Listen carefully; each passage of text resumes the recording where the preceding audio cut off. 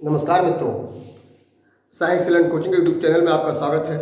Topic bite and complete deep study के लिए आज इस वीडियो के माध्यम से आपको मैं भारत पर यूनानी आक्रमण के बारे में बताने जा रहा हूं। और भारत पर यूनानी आक्रमण करने वाला पहला व्यक्ति जो था उसका नाम था सिकंदर। जी हाँ, वही सिकंदर जिसको इतिहास में सिकंदर महान के नाम से जाना जाता है, जिसको अलेक्जेंडर के नाम से जाना जाता है। सिकंदर से संबंधित जितने भी प्रश्न विभिन्न प्रतियोगी परीक्षाओं में पूछे जाते हैं उनका अवलोकन यहां पर करेंगे। भारत पर पहला विदेशी आक्रमण जो किया था वो ईरान के हकमनी वंश ने किया था।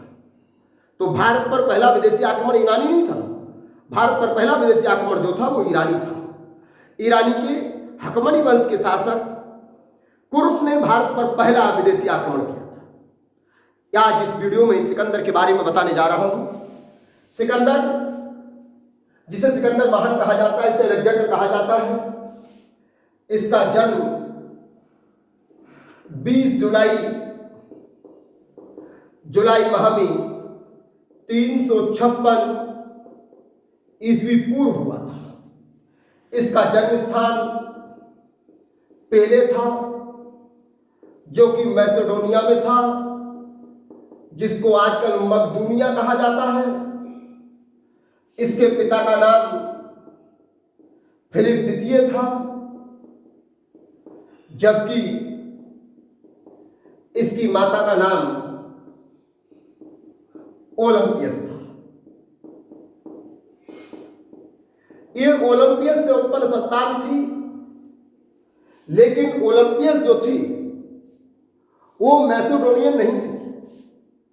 बताया जाता है कि जब सिकंदर 16 वर्ष का था उस समय राजा फिलिप ने मैसेडोनियन एक दूसरी युवती से विवाह किया और उसकी शर्त यह थी कि मुझसे उत्पन्न संतान ही यूनान का यानी कि मकदूनिया का उत्तराधिकारी बने।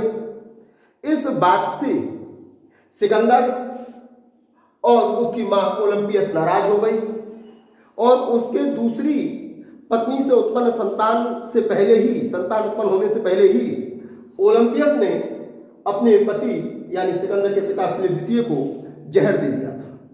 और इसके बाद सिकंदर को मैसेडोनिया अर्थात यूनान का राज्य प्राप्त करने के लिए अपने सौतेले, अपने सगे और अनेक उत्तराधिकारी के रूप में जो उसके भाई बंधु थे उनसे युद्ध करना पड़ा।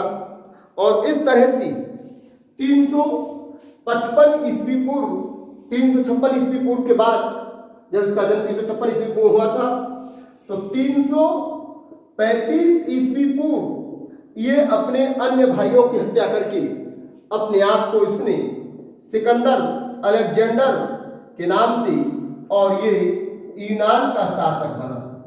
तो इसने जो गद्दी संभाली वो 335 ईस्वी पूर्व में संभाली थी और इस तरह से 335 ईस्वी पूर्व में ये यूनान का शासक बना।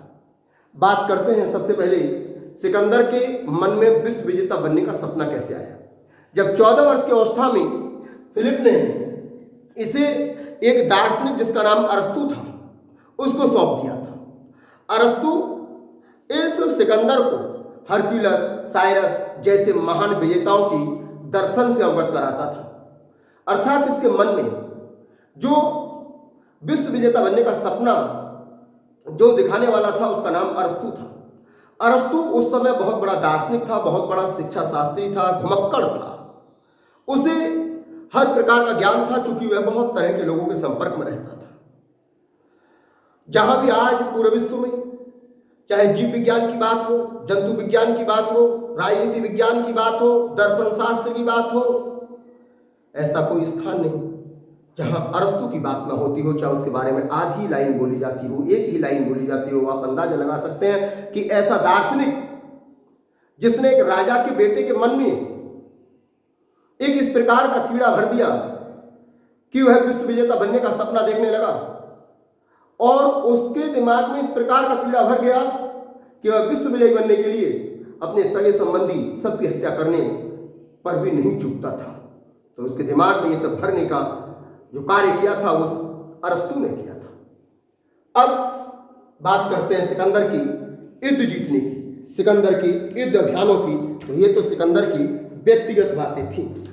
अब हम देखें कि सिकंदर इसके पश्चात 335 ईस्वी पूर्व के पश्चात 331 ईस्वी पूर्व में सिकंदर एक विशाल सेना लेकर के, जिसमें कि लगभग 4 लाख पैदल सैनिक और लगभग 50,000 अश्वारोही, लगभग 30,000 घुड़सवार और अनगिनत हाथी और अन्य सैनिक थे, उनको लेकर के जब वह चल देता है तो 331 ईस्वी पूर्व में उसने अपना युद्ध अभियान प्रारंभ कर दिया और विश्व विजेता बनने के लिए उसने अपनी व्यवस्थाएं शुरू कर दी। 331 ईस्वी पूर्व में जब वह युद्ध अभियानों को निकला तो सर्वप्रथम जो यूनान के अविजित राज्य थे उन राज्यों को उसने जीता। यूनान के पश्चात वह एशिया माइनर में पहुंचा। एशिया माइनर, जिसे आजकल तुर्की जाना जाता है, तुर्की के नाम से जाना जाता है, उस तुर्की में पहुंचा और उसने एशिया माइनर अर्थात तुर्की को जीत लिया। जब वह तुर्की को जीत रहा तो तुर्की के बाद जब वह पहुंचा सीरिया, तो सीरिया का राजा दारा था, उस दारा ने सीरिया पहुंचता है और सीरिया में उसने अपना वहां के राजा दारा से युद्ध लड़ा और युद्ध लड़ने के बाद वह युद्ध जब जीत जाता है तो सीरिया ने अपनी पुत्री, सीरिया के राजा दारा ने अपनी पुत्री रुखसाना का विवाह जो था वो सिकंदर के साथ कर दिया और इस तरह से अब वह सीरिया से आगे बढ़ता है और सीरिया से आगे बढ़ने के बाद मिस्र में पहुंचता है और तत्पश्चात मिस्र को जीत लेता है। मिस्र को जीतने के बाद वह ईरान पहुंचता है। ईरान की राजधानी पर्सपोलिस, ईरान को जीत लेता है। ईरान को जीतने के पश्चात अब वह पहुंचता है, ईरान को जीत लिया। अब ईरान को जीतने के पश्चात वह पहुंचता अफगान और अफगान को जीत लेता है और अफगान को जीतने के पश्चात पहुंचता है बैक्टीरिया और अब बैक्टीरिया को जीत लेता है। तो इस तरह से उसने ये बड़े राज्य तो जीते, छोटे छोटे भी अनगिनत राज्य उसने जीत लिए थे और इसके पश्चात जब वह राज्यों को जीतने के पश्चात आगे बढ़ता है तो अब वह भारत में प्रवेश करता है। और भारत में कैसे प्रवेश करता है? क्योंकि वह यूनान, एशिया माइनर, सीरिया, मिस्र, ईरान, अफगान, बैक्टीरिया जैसे बड़े देशों को जीतने के पश्चात जब वह भारत आता है तो भारत में कैसे किस हिसाब से आता है वो अब बताता हूँ। जब वह भारत पहुंचता है तो भारत में ऐसे ही नहीं, क्योंकि उसे भारत के बारे में पहले से ही इन राजाओं से पता लग चुका था कि भारत में जीतना आसान नहीं है।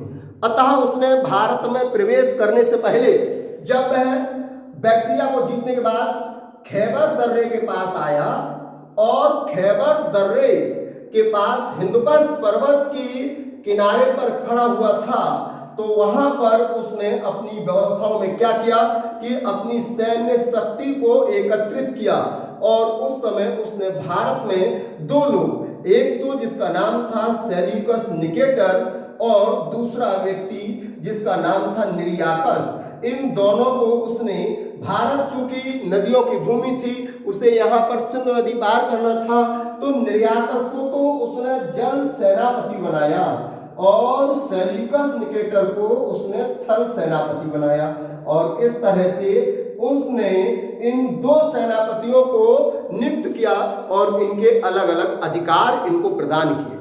तत्पश्चात जो सैन्य शक्ति थी उसको पुनः यहाँ ट्रेनिंग दी जाती है और अब आगे बढ़ते हैं ये लोग। जब ये भारत में खैबर दर्रे को पार करते हैं तो खैबर दर्रे को पार करने के पश्चात यहाँ पर जैसे भारत में अगर हम बात करें तो जब हम पाकिस्तान से पीछे अफगानिस्तान से भारत में प्रवेश करते हैं तो सर्वप्रथम जो नदी है वो सिंधु नदी है।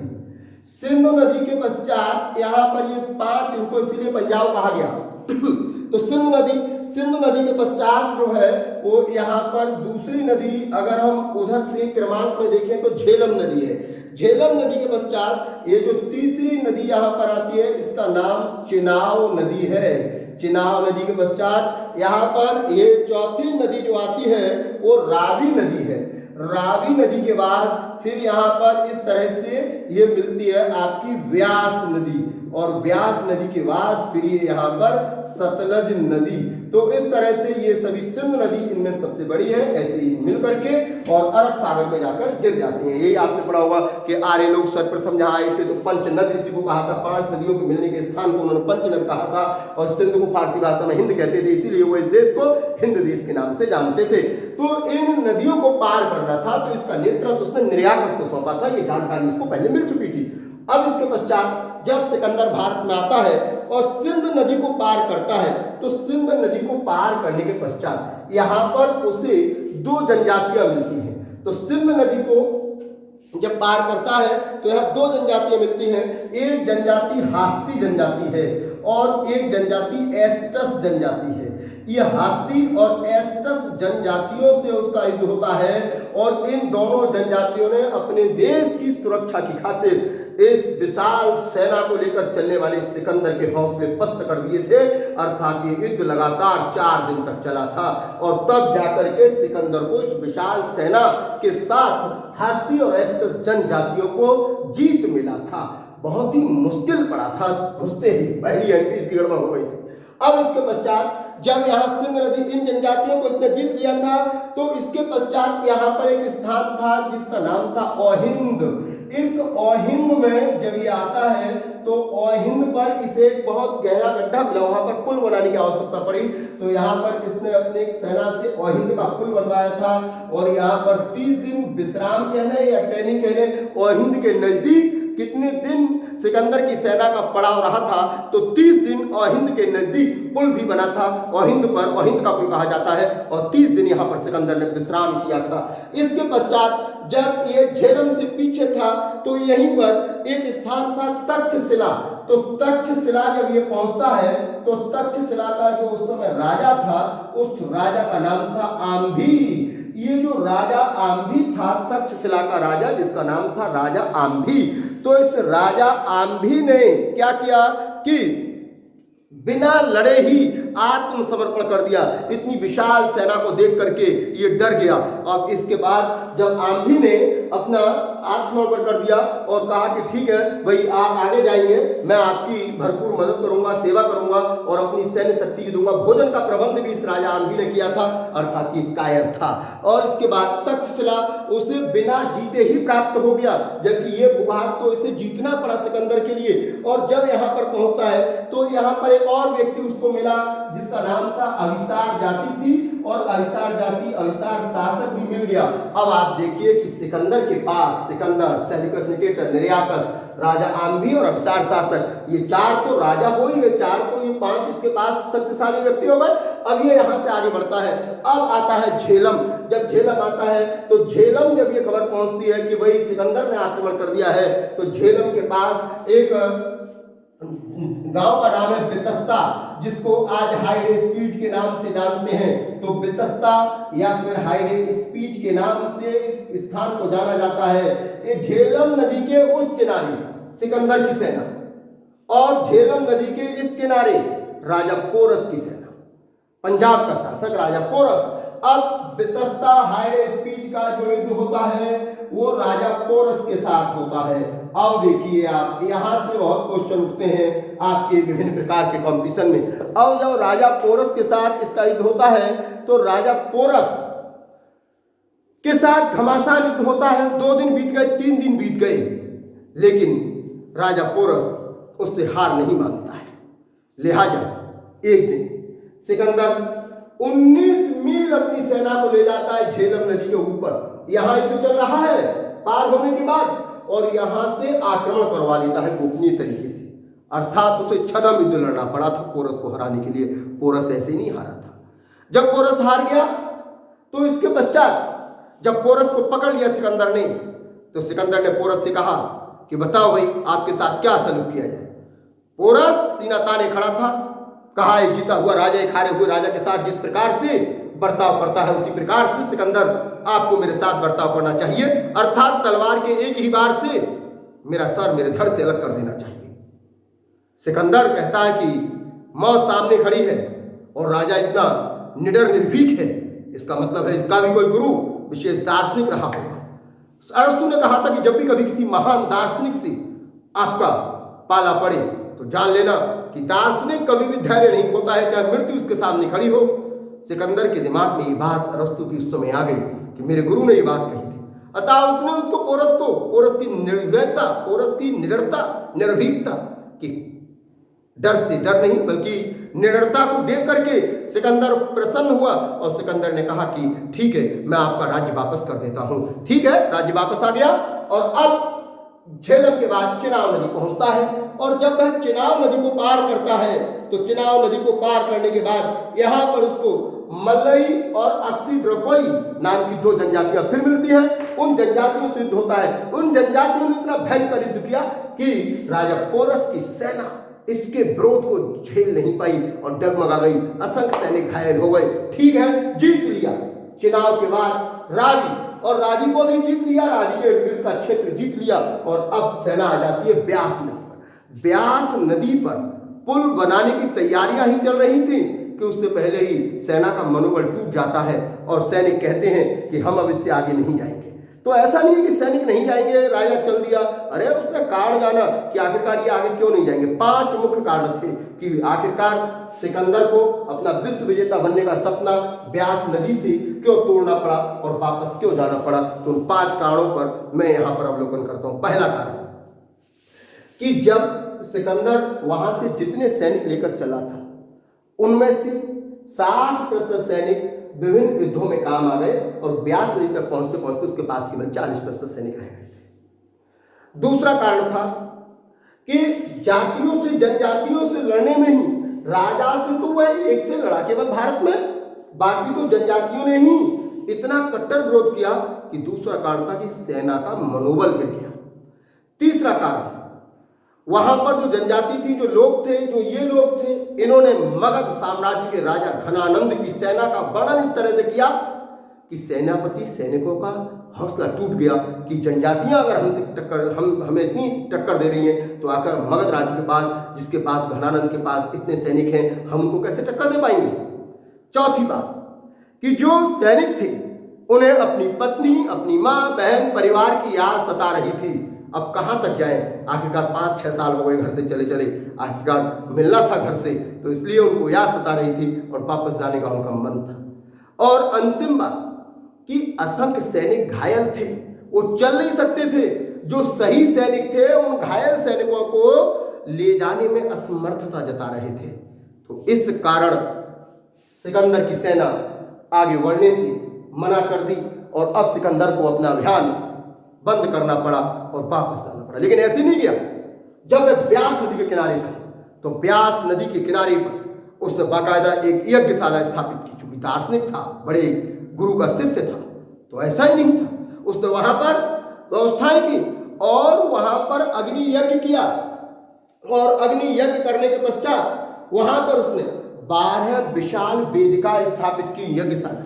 उन 12 विशाल वेदिकाओं में स्तंभ लगाए और वहां पर वैसे तो वो किसी धर्म को नहीं मानता था, क्योंकि वह स्वयं ही अपने आप को देवता कहता था। वह अपने सैनिकों के सामने, अपने अधीनस्थों के सामने अपने आप को देवता की तरह प्रस्तुत करता था, कहता था मैं ही देवता हूं, मैं ही गॉड हूं।